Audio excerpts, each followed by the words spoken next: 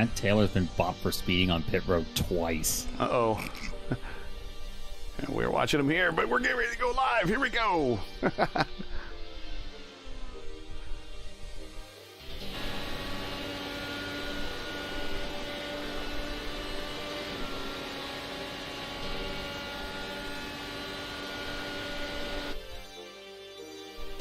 It's Monday, and you know what that means. It's IndyCar night on iRacing. Hello again, everyone. I am Garrett Gatto. Welcome to Race First coverage of round 9 of season 4 of 2022 of the Monday Night Indy Fix Top Split, coming to you from the Nashville Superspeedway. As always, joining me in the booth for expert analysis from the NHR Esports team in the Lionheart IndyCar Series, presented by Butt Kicker. He raced in actually one race here, which we will talk about during the broadcast, is Steven Larkamp. Also joining us is a regular participant in the IIS. Also with us is Justin Petschauer. So guys, we're back to, we're back to single file racing tonight, but for a whole different reason. It's not the draft we necessarily have to worry about here. It's more having to do with the surface and the setup.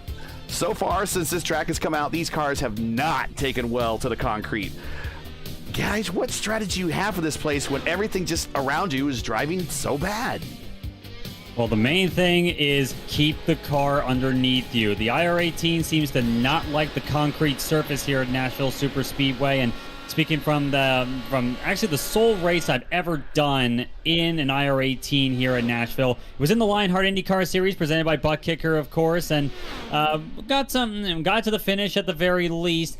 But the car just has a hard time passing here. It's hard to keep it going the way you want it to. The main thing is keep it off the wall, keep it going the right direction, and therefore you gain, the most times you would gain would be on your pit strategy. If your strategy works out the way you want it to, and you execute perfectly, that's going to be the ultimate determination of who comes away with a victory here tonight, to say nothing of your qualifying run, because as you said before, single file racing, but not for the reason you normally want to see single file racing. So having a good qualifying time, I think, is going to be another valuable thing to do, and that's what we're seeing right now. Justin, I got 1:40 left here in qualifying. Pinero on the provisional pole. I'll give you 1 minute. What do you think about tonight? You could throw the kitchen sink at this damn thing and you still wouldn't be able to figure it out, especially with the difference between the IR09 when the series last ran here in real life compared to this car. It's a whole different ball game. Hopefully we see some good racing, fingers crossed, but I'm like everybody else here, and even Mark Murphy, who stopped into the booth a little bit ago. I just don't have a good feeling about this one. Well, here are all the IndyCar records you need to know about IndyCars at Nashville Superspeedway.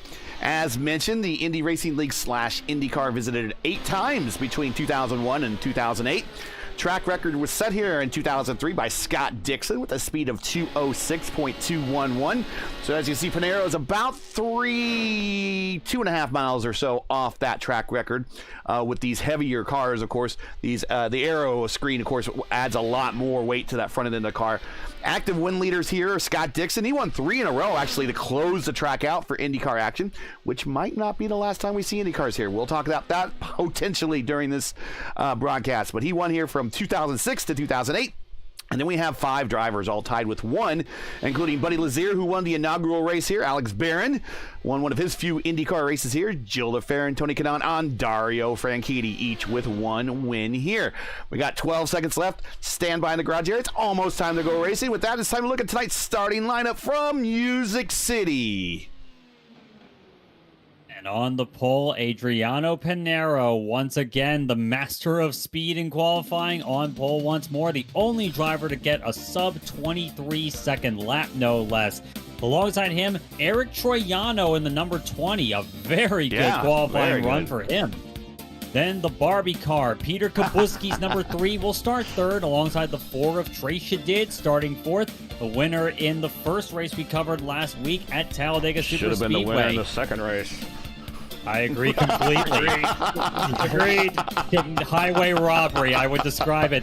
Mark Murphy will start 5th, his teammate in the number 2. Alongside him, Matt Taylor, a regular in both the Lionheart IndyCar Series and the Lionheart Speedway Series, in 6th place in the number 8. Matthew Mercer will start 7th, I should say, in the number 6 machine. He'll be alongside Bruno Romanzini's number 10. Antonio Estrada in the 16 machine starts 9th. He'll be alongside the 18 of Rodrigo Chichov. Row number 6, Todd Labronte is number 13, alongside Edson Santos in the number 11, 11th and 12th. Stephen Lee in the number 7 will start 13, a rough qualifying for him after a really good showing at Talladega a few times.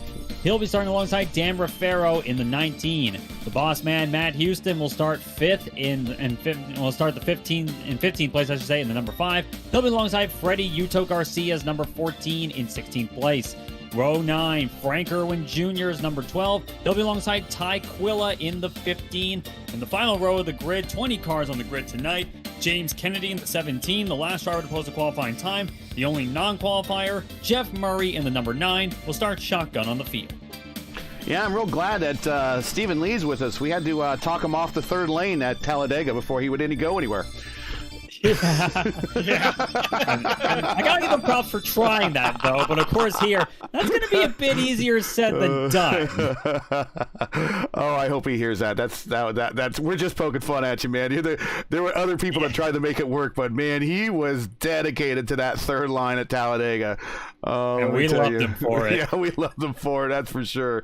Well, we're getting ready to go green here, and real quickly, here is the Division 1 points championship. Mark Murphy is your points leader. He has a slight lead of about 85 points over Chris Woolite, who's not in the lineup. Adriel Pinero third with a 87-point difference there. So Pinero might make a move today. Shadid in fourth. Alex Vanessant there in fifth. Real quick, let's get to Division 2. We do have some Division 2 guys in the lineup. Chris Strickland is your leader. Morera, Romanzini, Troiano, and Murray are your top 5. So a couple guys here are bidding, they're from the Division 2 standings, are bidding to improve themselves here as we are getting ready to go green here at Nashville. 85 laps on the order on this 1.33 mile. Well, they call it a super speedway, but it's not quite big enough for that. But Pinero getting ready to bring him down. Pace car is off. And away he goes, hard on the throttle. Green flag flies, and already Peter Kubuski on the charge, looking to the inside of Eric Troiano. Kubuski's going to want to get that spot, because I think once we start getting settled here, we're not going to see any more passing. Here's Kubuski. He's clear. Exactly what he wanted to do. Clear. Clears Troiano down the back straightaway, side by side, and behind them, though, Matt Taylor in the number 8 trying to make moves. 3 wide. Oh, he's going to get caught up there. He's going to get caught up with him. Oh, that's Trace Shadid. He's trying to make a move on both him and Mark Murphy, in fact. Matt Taylor on the move. Wow. Very good stuff already. It's way up high.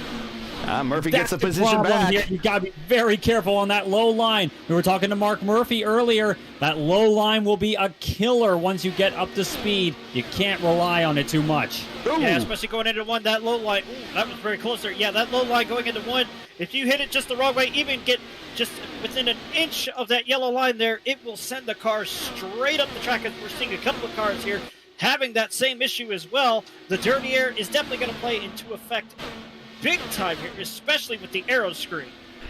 I would think so. I'm looking behind him. Bruno Romanzini starting to make his presence known. He's up 2 spots battling with Trey Shadid, and there's a big gaggle of cars behind him. This is going to be hard to make passes work. You're going to have to fight tooth and nail for it, but again, you got to be very careful of the low line here.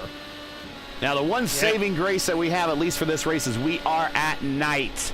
One of the few night races that we have. So that's going to help on the grip levels here. But these guys still say this setup is awful. The bar setups in the car for a lot of these drivers are going to be at a very unconventional settings. Make of that as you will. And these guys are at some point are just going to try their best to keep it off the wall and survive here, as we're already 5 of 85 into tonight's main event. Yeah, I'm looking over here. P8 Antonio Estrada is making some very, very bold moves, but it's already working out for him. He's definitely trying to catch up to Trace Shadid, going off into one here. He's running that highlight. It's very unconventional. Most of the time, you don't even see him running the third lane up there, but it's starting to work out for him. Maybe you'll see some guys move up towards that third lane. I don't know yet. It's possible, but look at this run here in the middle line. Oh, he stalls out. I suppose. Well, that's one of my teammates there, Antonio Estrada, in the race first car. He's up 1 spot to 8th. Right behind him, Matthew Mercer, Todd Labronte, and Stephen Lee in P11, and following Churchoff there in P12. Matt Houston in the 13th spot, Santos and Kennedy taking up your top 15, but it's all pretty tight quarters racing all the way on for the mid-pack on back. Indeed, it seems like they're holding station with each other pretty well, but of course that old adage rings true. Catching them is one thing, passing them is another. And that's exactly here, Yeah. Yeah, I could definitely say that. For Trey Shadid, looking at him, he has had a rough start. Started 4th on the grid, falling back to 7th in these opening laps. A rough start so far for the Talladega winner. Should have been twice Talladega winner, but should have. But I'll probably blurt out my feelings about that Ragon later. is not in the lineup tonight, so I don't know. This is true.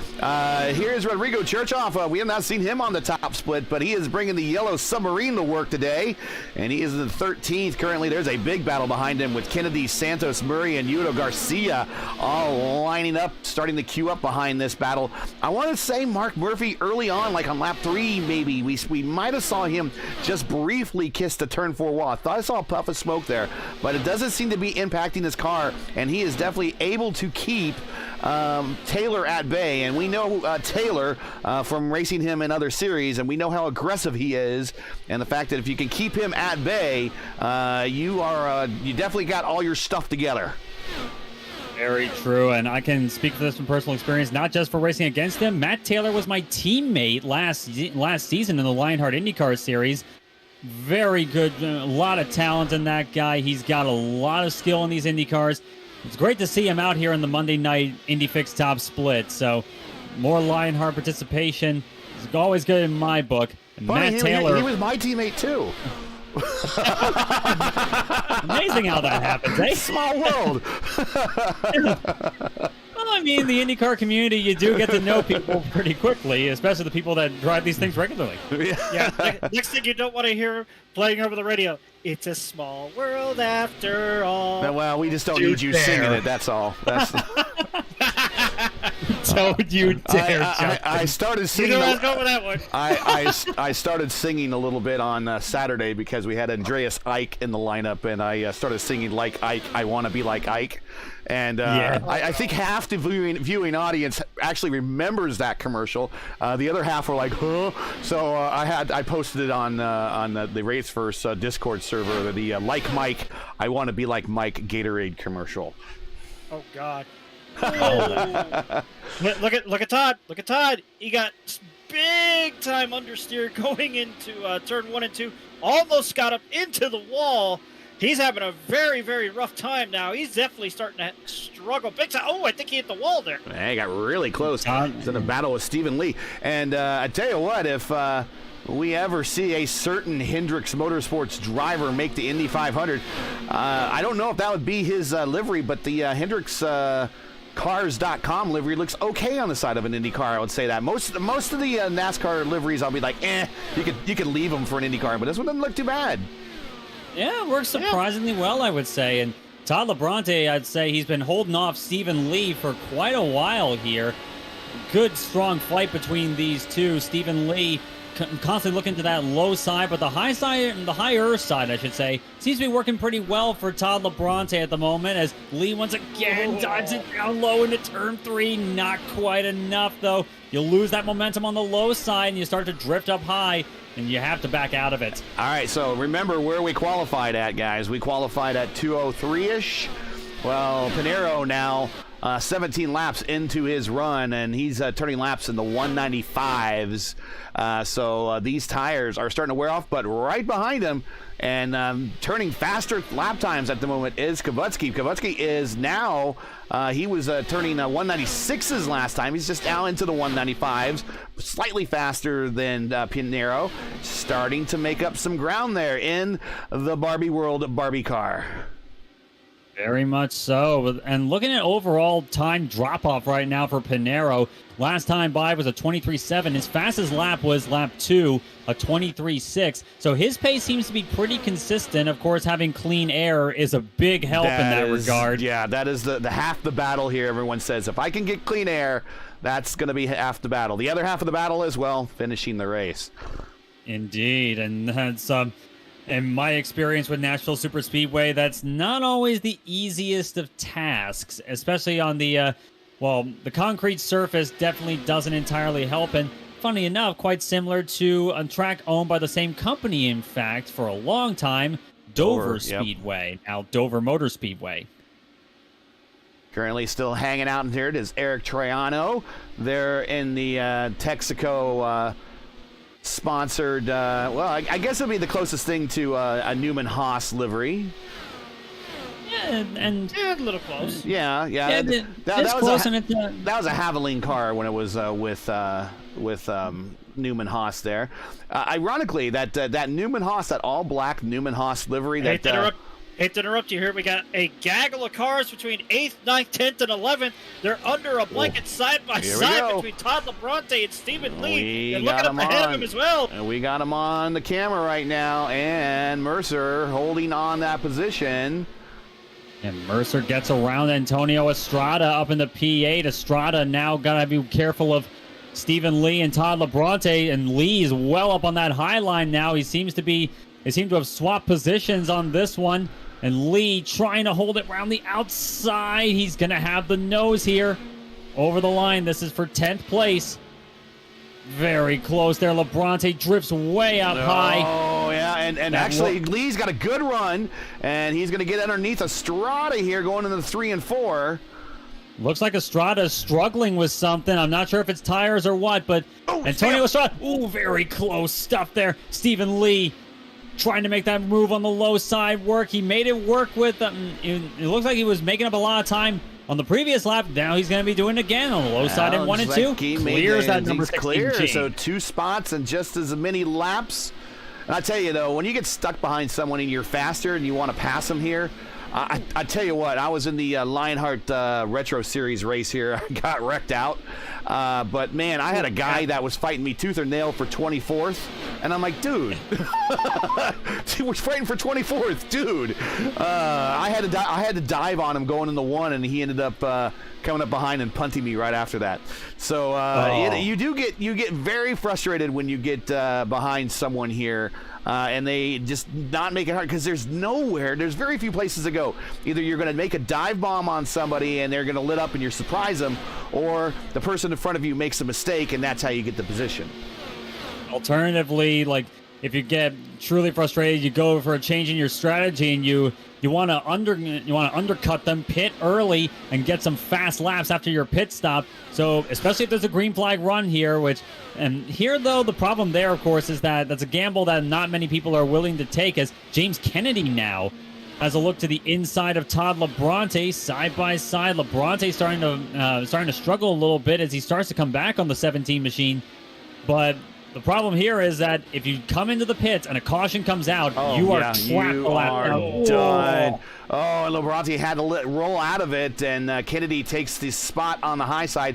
Move Kennedy up to 11th. Labronte probably wants to start hitting pit road. We're probably about 6 to 7 laps away from the window opening to get to the finish here. 85 to the end. I want to thank everyone for watching. Hey, we are on our drive to 1,000 subscribers. Guys, we are 14 subscribers away from getting to that magical 1,000 mark. Ooh, Kennedy hits the apron there a little bit, gets his car a little squirrely, catches it back under control. But if you could do us all a solid, make sure that if you're not subscribed, to subscribe to the channel. Turn that red button gray and click the bell so you don't miss out on future iRacing broadcasts here on Raceverse. And yeah, we have a lot of them. If you like IndyCar action on iRacing, we got a lot of it here. Going to 30 of 85, and we're about 5 laps away from seeing probably the earliest window for pit stops opening. I'm looking back at this battle here. Labronte tried way up on the high line to get a run on James Kennedy. This is the battle for 11th, and soon to be a 3-car battle for 10th. Antonio Estrada starting to fall back into the clutches of these guys. Ooh. Yeah, all these 3 guys here are definitely struggling. I guarantee they're saving their tires as best they can, but it's not working because concrete is a completely different animal than asphalt is. Whoa! Oh, Kennedy! Ain't that the truth? Kennedy gets the move done on Estrada. Now, can Labronte do the same? He's going to look down to the low side. Antonio Estrada is really struggling right now. Yeah, he can't. Todd Labronte cannot get that momentum going through 3 and 4 to get past Antonio Estrada. Yeah, these cars are much more agreeable. There goes Labronte down low on Estrada. These cars are much more agreeable diving into turn 1 based upon how the front stretch is arced. Where we're going to see if there's any incidents that happen tonight, it's going to be right here. Looks very likely. We've seen multiple close calls as Labronte gets around Antonio Estrada around the high side in 3 and 4. But we saw several times already some drivers come dangerously close to that wall at the exit of turn number 4. So you're going to have to be very careful, especially as the tires wear off. And if you're in a fight, you gotta be careful not to overdrive it, even if you are annoyed that the guy in front of you is a lot slower than you. And gang, you got to be asking yourself, why are we watching a battle here for 10th and 12th? Well, look at the intervals between each one of the cars on this leaderboard. Kavutski 2.3 to the leader, Troiano 1.6 to Kavutski, Murphy 1.2 to Troiano, Taylor 1.4 to Murphy. I mean, we are all kind of in equal distance between each one of the cars now, and this is exactly how when we had races here in the RAL, we had an official race here a couple seasons ago. That's how that race went out. I believe that was in a day though, and there was a big wreck at the beginning, if you remember on that one. Ask AJ Musselman, he remembers. I don't think you would want to remember that. He'd tell you play that he goes black. And the Lionheart race, it was very much the same way. As once you got these tires worn out, you fell to right at the very edge of draft range, and that's how it worked out to be, unless you had an issue or you ran up on traffic or something like that. They really need to do something with this fixed setup here. They really have to. I agree there. I would agree completely, and I remember talking to I remember the words of Mark Murphy after the race at Charlotte a couple of weeks ago that we covered. He was none too pleased with the people behind the fixed setups we run here, and frankly, I'm inclined to agree with multiple weeks of, frankly, setups that all the drivers despise. Yeah, it really makes sort of a mockery of the series. Like, it pushes the drivers to their limits, but not in a good way. It doesn't show in the best of the best fighting wheel to wheel for victory, for podium places. It shows in these drivers just fighting to keep the car underneath them. Yep. And while the drama can be entertaining in one regard, we're all here to watch racing, not drivers fighting to control an undrivable race car. So follow the leader. So if you got to check out our Talladega coverage this week, thank you. That is quite possibly one of our most watched races in quite a while. Got the camera now back on Adriano Pinero as he is approaching lapped traffic. He has already put Raffaello and Quilla down a lap. He is now looking at Garcia, who is driving one of the Valvoline throwbacks. That looks like it's something that I think that's that's exactly what Gilles de Ferran was driving when he was driving for Walker Racing right there, and one of those throwbacks right there. But we do have a new nickname for Adriano, and I told him I was going to debut it for him. Adriano. Garrett. Yes. Garrett, are you said Freddie Garcia, right, in the Valvoline scheme? Yeah. No, that's actually Johnny Benson, 2002. Yeah, we might have to pull out the what Walker Racing was running at the time, but they might have had. There were times that some of the race programs had synced liveries between all the teams, but normally they were like all the Budweiser team or all the Skoll teams or all the Pennzoil teams. They're pretty much all one color, but having the extra pinstripes on there. But we'll have to take a look at that. But anyways, back to Pinero. We do have a nickname for him as he goes 2 wide, and that is at one point at Talladega he went 4 wide and actually caused the wreck there near the end of the Friday primetime slot that they were showing on YouTube. So I have told him that he is now nicknamed 4 Wide Pinero. 4 wide Adriano Pinero. Pretty fitting given the circumstances, I would think. Yeah, he was taking actually, I want to say it was basically he was taking advantage of an exploit that no one really did. And when you go into that tri-oval there at Talladega, there's that 4th line that opens up top. No one was taking it, so he decided that he was going to run it up top to bring himself up to the front, and that's exactly what he did, right up to the point that the wreck was caused. Next to go a lap down is Irwin Jr. is in a battle with Santos and Churchoff. This is 14th, 15th, and 16th, right in front of our leader, Adriano. Expect to see Adriano starting to hit pit road here anytime, but as we know him, he will go as long as possible. Yeah, and we've already had a couple of takers. Todd LeBronte came on the pit road a couple laps ago.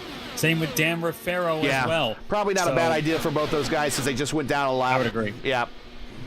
Yeah, and they and LeBronte in particular, I think in his case, he's just trying to get himself some quick lap times here and jump the guys that he was fighting with earlier, give himself an advantage going into the final stages of this race. So Todd LeBronte, one of the early takers.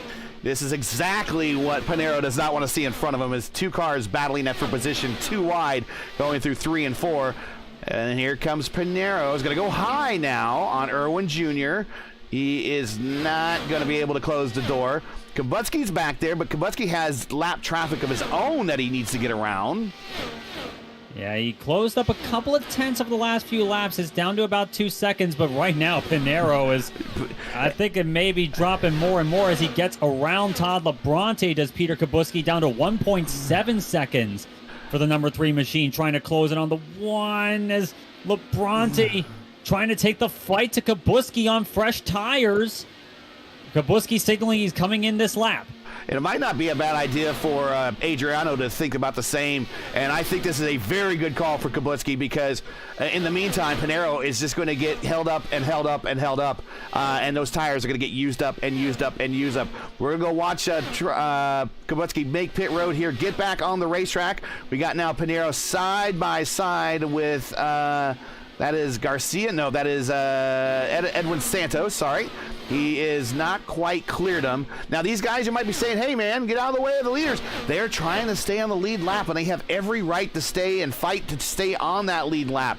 So these guys probably will get their lap back, depending on when Pinero pits. But right now, all these cars in front of Pinero, they're on the exact same strategy. Exactly, and of course, this is not like Formula One where the blue flag actually means get out of the way if you're a lap car. No, it means just, hey, there's a lead lap car behind you. Be aware of that. Prepare to possibly get passed. I don't even think they show it on oval racing for iRacing. I mean, they still show it in real racing, but I don't even think they show the passing flag. Whoa, here comes Pinero on the outside. Irwin Jr. got held up. He's going to cut in front of Irwin Jr., cut down low underneath the yellow submarine at the tri-oval. Beautiful double pass and there. And he manages to get the pass up. That was pretty. That was exactly what he needs. Pretty aggressive. Yeah, but that's how you do wouldn't it. think that fighting lap cars would mean being aggressive, but here, definitely, especially at a track like Nashville where it's really hard to pass, you've got to fight for any position you can here. Okay, Kubutski back on the race course. Let's see what laps he turns. He last time by at 23.7. I think Rodrigo Chichov got really close to the wall there in his battle with Frank Irwin Jr.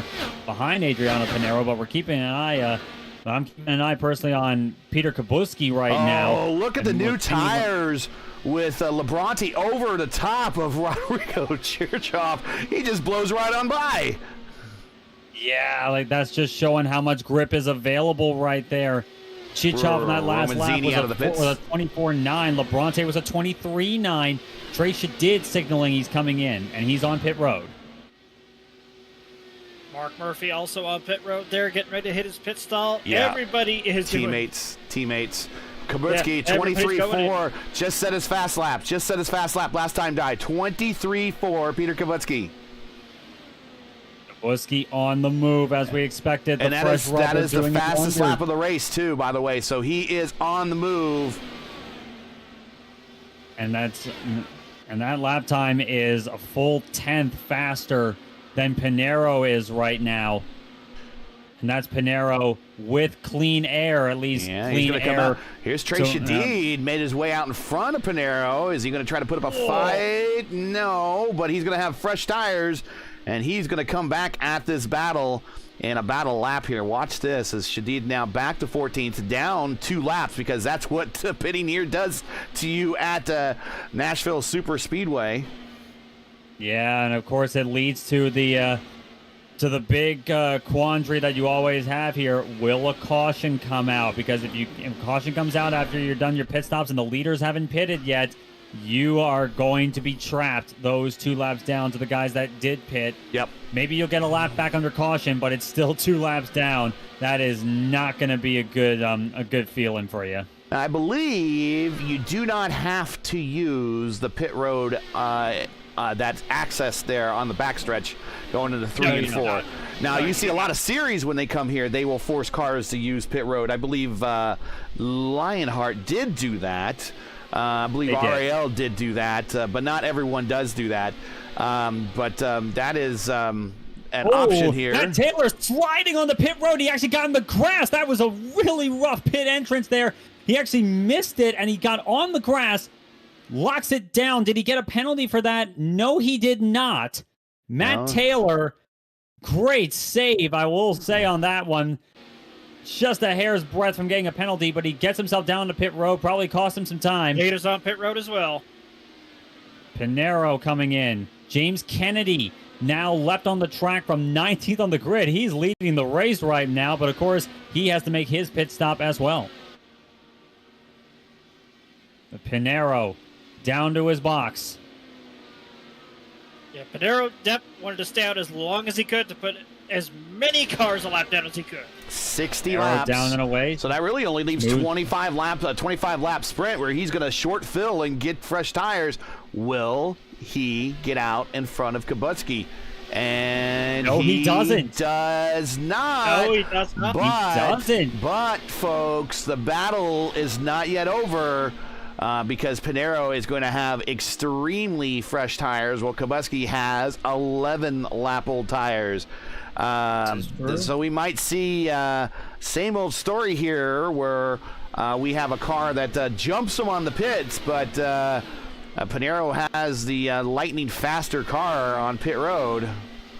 The story we saw at Charlotte a couple of weeks ago. Peter Kubutsky, same protagonist too. Kubutsky gets the jump on Pinero with strategy, but Pinero, I think he's definitely going to have the pace. Last time by, he was a 10th faster than the Barbie car right now. Adriano Pinero, once again on the charge. And his track is definitely harder to make the pass work, though. Can he make it happen? Can Kubutsky play major defense? A lot harder to make a pass. He's going to have to I would say he's going to make him pass high. I would imagine that he's going to force him to go high, where it's extremely slick and extremely dangerous. Coming very close to the wall off of turn 2 is Adriano Pinero. Looking down low once again. Oh, yeah, did he hit the wall? Did he hit the wall? Did he hit it? Very close there. I think he hit the wall. I think he brushed it a little bit. He did scrape it a tiny bit, but it hasn't seemed to affect him too much. I think he may have just gotten away with it. From what I'm seeing, that right front suspension. Well, let's get in. Let's get in with Pinero. Let's get in with Pinero. Let's take a look at the in-car. Pinero is still holding with Kubutsky right now. He's actually going to get the run right here. Having a look to the inside is Adriano Pinero side by side with Kubutsky. Is he going to take that race lead back? It looks like very close. Kubutsky trying to hold him up on that high line there, but no, Pinero does clear him and retakes the lead on lap 66. Well, his steering looks a little off, but I don't know if he did. I mean, one of the things you can change in these cars is your offset.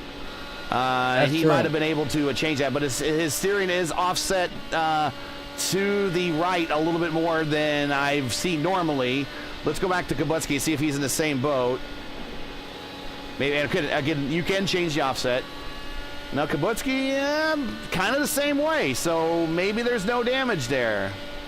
Yeah, maybe just because of the steering offset. So You can adjust you adjust how straight your wheel is on the straightaways and how much of it you turn into the corners. It's kind of a personal preference thing, but these guys seem to be running pretty similar stuff. So I don't think the scrape of the wall hurt Pinero at all, really, as he's clearly just pulling away right now with the race lead, looking to the inside of the lap car right there. New tires. So once again, if you just joined us, the race first coverage of round 10, or excuse me, round 9. Is it round 9? Round 10. Whatever it is. This is a Nashville round. We got 2 more races after this, folks, so I guess it would be round 10. The Monday Night Indy Fix Top Split coming to you from Nashville Superspeedway, where Adriano Pinero is your leader again with about 15 laps to go. Hey, you can show your support of Race First. Become a member of our Patreon page today. You can go to patreon.com/RaceFirst and pick one of your tiers. Thanks for joining us. Make sure to smash that like button and subscribe to the program. Hey, and if you haven't done so already, just a couple more weeks to donate to the program. We know a lot of you watching at home haven't donated yet. Hey guys, we do this for free. We do it for our love of IndyCar, but they take time and take money to produce. If you have a few extra bucks that you can send our way, make sure to hit our GoFundMe link in the description and send a donation so we can help fund these broadcasts now and into the future. We would appreciate it. And we're getting to the Christmas season, so we realize times are tough, but only 2 more races this season after this. Any chance to donate is running out. Close battle I'm looking at right now for 8th place. Labronte and Kennedy. This battle once again has been joined after all the pit stops. Labronte holds on to the position here. James Kennedy was fighting him side by side for a good lap or so when I was looking at him. Oh, look at that drive up towards the wall there for James Kennedy. He's got a good run, though. He's going to be having a peek, looking anywhere he can. Not quite enough, though. You're going to have to send it in there earlier. Yep. Yeah, Labronte holds on to the spot. Hey guys, while we watch this battle, we got a bit of a programming note because it's an important week this week. It's an Open Wheels 500 week, and we are moving our Saturday Strength of Field broadcast to Friday. So if you watch our Saturday Strength of Field 2 p.m. Indy Open broadcast, we're moving that to Friday, 7 p.m. this Friday. Indianapolis will be the Strength of Field, Indy Open Strength of Field race for this week. Make sure to check your schedules and best yet, hit the bell so you don't miss out on that race, because that is going to be something. Going to see a lot of participants that qualified for the Indy Open, that qualified for the Open Wheels 500, using the Indy Open as a bit of a warm-up race for them. So expect to see some big names this week. Look at the crossover move right now from Kennedy. He's got to look to the inside right now on Labronte as we're getting closer and closer to 10 laps to go here at Nashville. Kennedy, just a bit. Yeah, big wash up there by Labronte. The thing is, the car on the outside pushes because you run out of space. The car down low actually starts getting loose. Yeah, it does. You do get a bit loose there on that low line. Here's a battle between Stephen Lee, and that's actually for track position. Something happened to Eric Troiano. He is now back to 18th. I don't know if he had an issue on pit road and he sped. He was in the pits for 1:14, so that might have been a speeding penalty there. Maybe so. Shame for Eric Troiano. He had such a good race going. But Stephen Lee, this is actually for Lee to put Troiano another lap down, in fact. Lee right now in 10th place. Last car on the lead lap. Eric Troiano down in 18th. Yeah, Troiano, that's going to hurt him in the Division II championship. See there, he's P3. Roman Zini is ahead of him in the standings, and Roman Zini is currently P7 on the racetrack. Yeah, but if you also look behind Stephen Lee, he's about to go a lap down himself. Adriano Pinero making his presence known. Under 10 laps to go here. And Pinero once again, 2.7 second lead over Kapolsky. Very close stuff there. I don't think he likes that. Oh! Pinero in trouble. I think he clipped the apron. at 1 and 2 there. Big scare right now from Pinero. Side by side with Stephen Lee. Lee has every right to fight this, of course. Trying to stay in the lead lap. He is in P10, last car on the lead lap. Yeah, but not by much. As Lee looks Lee low runs around it. the outside, he's gonna drift way up towards that wall. Yes, he Pinero does. probably not liking this. No, he's not liking it, I'm sure, yeah. Nope, as he's coming to 5 laps to go. But Pinero does get the job done. Ooh. But that is chopped the I lead. swear Pinero hit the wall again coming off of 4. At least it did on video. That was pretty close, but yeah. Yes, he did. He did hit the wall there. Did Adriano Pinero, and the gap now went from 2.7 seconds to 1.9 for Peter Kubuski. So this is probably his best hope as things stand, as we're coming to 4 laps to go. Pinero with a commanding lead, gotten that gap back up, but will lap traffic play a factor? And there is nothing but lap traffic in front of him. Yeah, Adriano 4 wide, Pinero looking at traffic 3 wide in front of him at points. He scraped the wall again from what I'm hearing. Yeah, but he's just running it up on the ragged edge right now as Adriano you know Pinero, what? and not exactly the situation that I would want them to do it. These 3 laps to cars go. definitely have 9 lives, and you don't want to rack them up like that. And no. So if I'm being fair, 9 lives for one particular chassis may not be a bad thing because, well, No. remember the chassis anyway after you do each race in the sim world. 2 to go. Super high off of 2 and down the backstretch. Trying to find clean air. Got 2 cars too wide in front of him. Kind of takes advantage of those really open lanes that he's trying to get to. Now off of 4. Gonna take the white flag. 1 to go here at Nashville. Pinero once again showing himself as the speed demon here. He's been a champion before. He's setting himself up to fight for another one. And this is just the way to do it. Adriano Pinero utterly dominant off of turn number 4. Pinero wins another one at Nashville. Whoa. I don't know if he wanted to do that. I don't know if he wanted to either. But he won.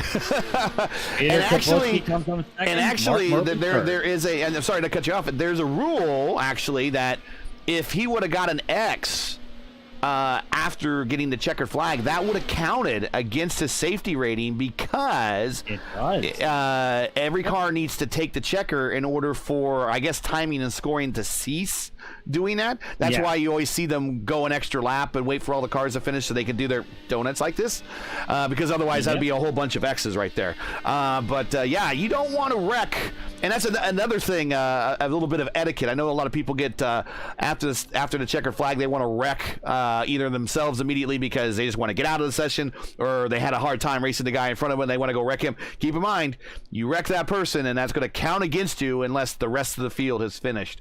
So there you go.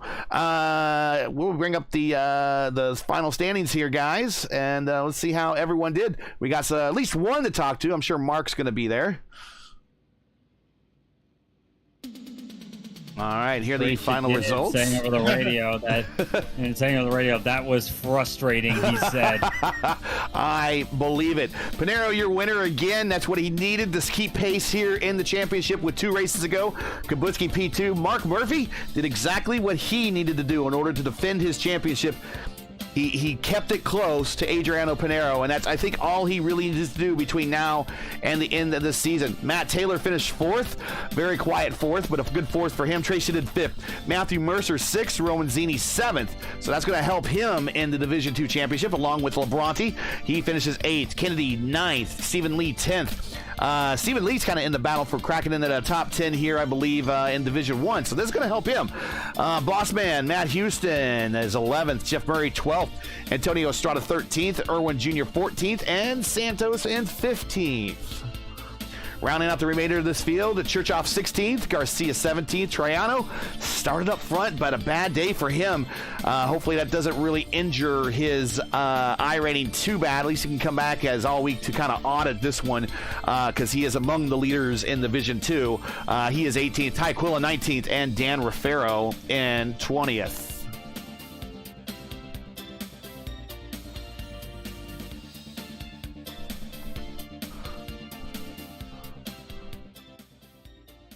I'm going to echo a sentiment there from Tracy did. That was also visibly frustrating. Yeah. That was it was. And the only thing really good about this race is it started an hour earlier. I think that's about the only positive that we have here. So let's go ahead and bring up Mark. Mark, we got you up here. How frustrating was that? On a scale of 1 to 10, 73.5. Oh, yep. Yeah. Yeah, tell us how you really feel, buddy. I mean, it is what it is. It's the same for everybody, and it's, you know, the setup was just so plowy, and clean air was such a premium, and kudos to Adriano and Peter for figuring it out. Yeah, well done to them. And one thing I wanted to ask you was that, of course, Nashville Superspeedway, not exactly the easiest track for IndyCars either, but I don't think the setup did you any favors. Do you think that it was and more the setup or more the track, or both equally on this one that led to just the difficulty of making overtakes happen here? Do you think it's like just one or both, perhaps? Love the track. I mean, anytime you go to a track that's a little bit tighter and chews up the tires, I feel like it puts it back more in the driver's hands. But then you have to have the setup right. So in this case, the car was anytime you can run with the in-car settings that we were running with and not immediately spin the car, like the way you had to run the bars and the weight jacker, you should spin out on pit lane. And so, I mean, if that gives you any indication of how bad the handling was, it was frustrating because you couldn't get close to anybody, and I have no idea what happened to Troiano. Had to be something on pit road, speeding or something. He had a minute 14 pit stop. Either that or he murdered the cone, maybe. Yeah. I don't know. That'll happen. It's a tight pit entry. I wish the iRacing would move that back to turn 3 and make us use the warm-up lane, because that's the way that they do it in real life. But yep. We talked about that. Yeah. Yeah, just it's a tight entry there, but kudos to Trace for once again figuring out how to go fast, and all the dislikes to myself because I messed him up at the beginning, and I cost him probably a second or a third. So my apologies to him. I know he wasn't feeling it either, and so we just get out of here with a third and keep on chugging, and you know, keep on going. Only 2 races left, right? Yep, 2 after this. Of course, the big one is next. Indianapolis. Thoughts about going to Indy next, and then we're going to close out the season on the road once more. As far as going to Indy or Atlanta, both, I mean, they're both excellent tracks for this car. So you're going to see a lot of at Indy. I mean, this car is absolutely unbelievable. It's what it was designed for, and it races accordingly, and you're going to see a heck of a show, especially at the 100-mile distance that they have us at. It's or 125-mile distance. It's a fabulous show, and so you really look forward to that. And then Atlanta is going to be best of New Texas and the best of Old Charlotte, which I think Matt has dubbed it Bumpy Atlanta. I think in the on the thumbnail. Yeah. I don't know that it's so much bumpy as it just chews the tires up. Yeah, and that's what it you does. want. Yep. True.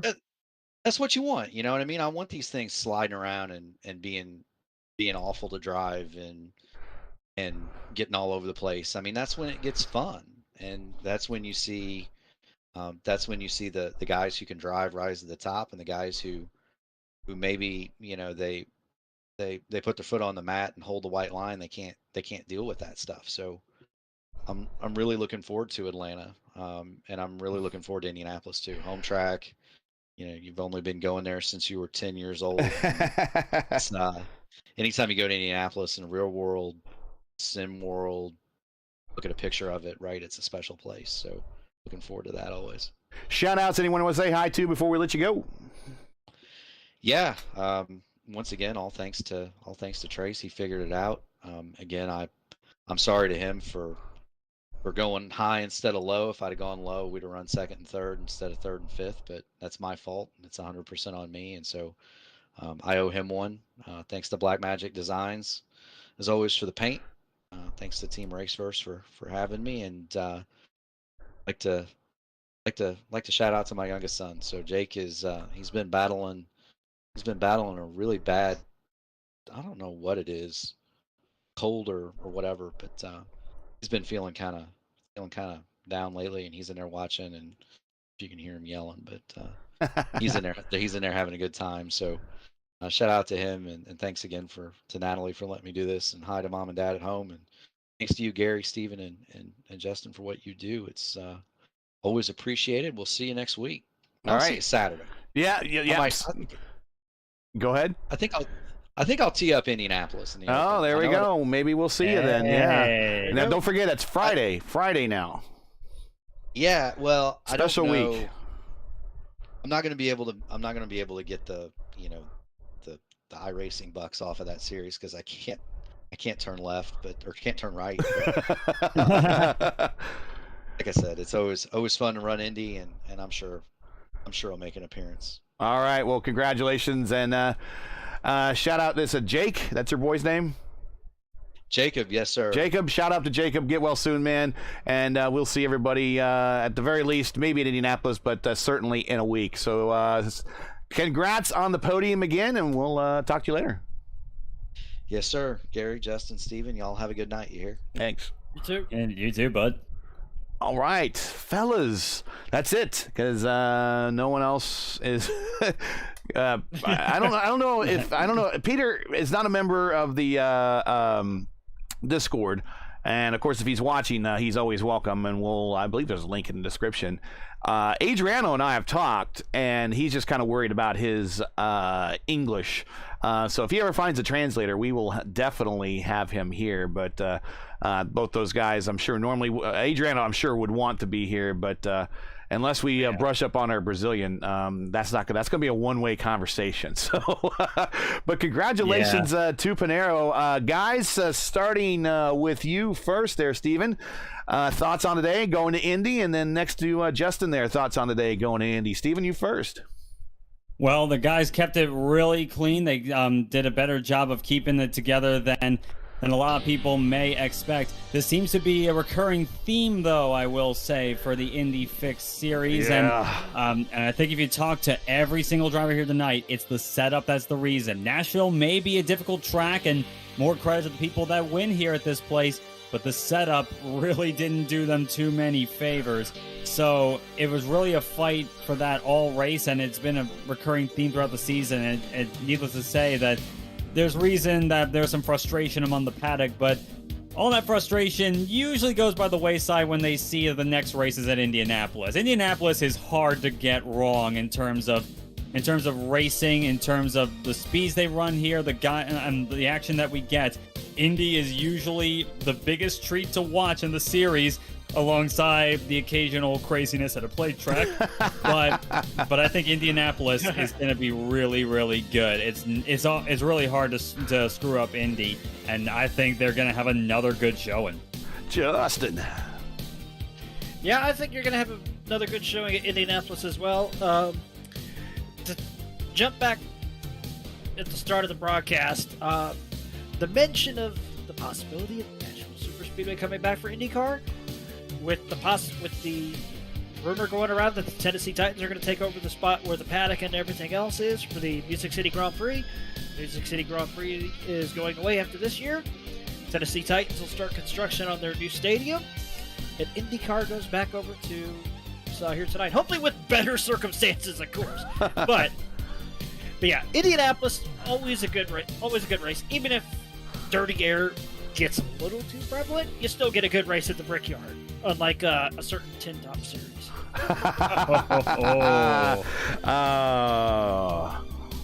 I even like it when the guys that race the 10 tops, give them a little sticks, because makes me feel less petty and less bitter. I could have gone full Tony Story with AJ mixed in, but standards won't let me. Oh, yeah, that's right. I don't have the I don't have the beat button hooked up. We're on a delay, but I don't have the beat button hooked up quite yet. Yeah, I'd swear, but standards won't let me. That's a quote from a classic cartoon I grew up on, Ed, Ed, and Eddie. Oh, yes. Yes. I know that feeling all too well. Yeah, well, it wouldn't be the first time that Tony Stewart has cussed on live TV. So go back to his rookie. Go back to his rookie race, or was it a rookie race? Go back to his rookie race at Indianapolis, where he got upset about the pop-off valve blowing up on him in his Menard. So, guys, once again, that's it for tonight. Your podium from Nashville is Adriano Pinero, your winner. Peter Kowalski in the Barbie car, coming home with another podium finish, and Mark Murphy keeping pace with everything, keeping everything in front of him right now at the moment, trying to go back-to-back for this Division I championship, finishes third. Join Steven and myself, as well as Justin, once again next week for round 11 of the Monday Night Indy Fix Top Splits of Season 4 of 22 as the series moves to its biggest race of the season, my hometown. It's the world's greatest race course and the racing capital of the world, Indianapolis Motor Speedway. It will be using the new scan this time, so you don't want to miss it, or you won't want to miss it, let's put it that way. Coverage, as always, begins around 7:15 Eastern Time. That's 7:15 p.m. Eastern, and you can find everything here on YouTube at youtube.com/racefirst. Hey, we love bringing these races to you, and they're not easy, require time and money to produce. Because of your generosity and donations, we've been able to bring you a year of Indy Fixed action nearly commercial free. If you share our passion for the sport of IndyCar and have enjoyed our coverage of the Monday Night Indy Fixed Top Split, please take time to visit our GoFundMe page. We only have 2 races left in the season. The link is in the description, and donate to our Season 4 of 22 Monday Night Indy Fixed Top Split Broadcast Fund. We realize times are tough, so any contribution will be greatly appreciated. We thank you for watching and making us a part of your Monday evenings each and every week. Moving on. As you know, and we like to talk about it here, the YouTube algorithm game is not easy, so please help support Race First with the weekly grind. Leave a comment below and let us know what you thought of tonight's race, and if you enjoyed tonight's coverage, support us by smashing like in the video. We always appreciate your thumbs up, and so will the algorithm monster. If you're new, click subscribe, and while you're at it, hit the bell for weekly reminders so you don't miss out on more Race First's other iRacing programming, including the Indy Open Strength of Field at Indianapolis at a special date and time this week. We talked about it. It'll be this Friday, November 18th at 7 p.m. Eastern Time. Again, this Friday, November 18th at 7 p.m. Eastern Time, will be our coverage of the Indy Open Strength of Field race at Indianapolis, with coverage sponsored by Team Watson Racing Setups. And don't forget, starting December 7th will be round 1 of the winter 2022-2023 season of the Revolution Indy League Schaefer IndyCar Series at Homestead Miami Speedway. Keep your browser set here for the most in-depth knowledge on all of iRacing. Race First. My voice cracked. We know what Indy means. For business inquiries and learn more about Race First and what we do, visit racefirst.com. Like us on Facebook or follow us on Twitter. You can follow all of us here, all of our Twitter handles right here at the bottom of the screen. There they are. And feel free to add us. So, for Stephen Larkamp, Justin Petshire, everyone at Race First, I'm Gary Gotto, saying to all good night and thanks for watching. And to all of our men and women serving in the military and as first responders, Godspeed, God bless, and come home safe. Catch us again next week in Indianapolis for round 11 of season 422 of the Monday Night Indy Fix Top Split. Good night.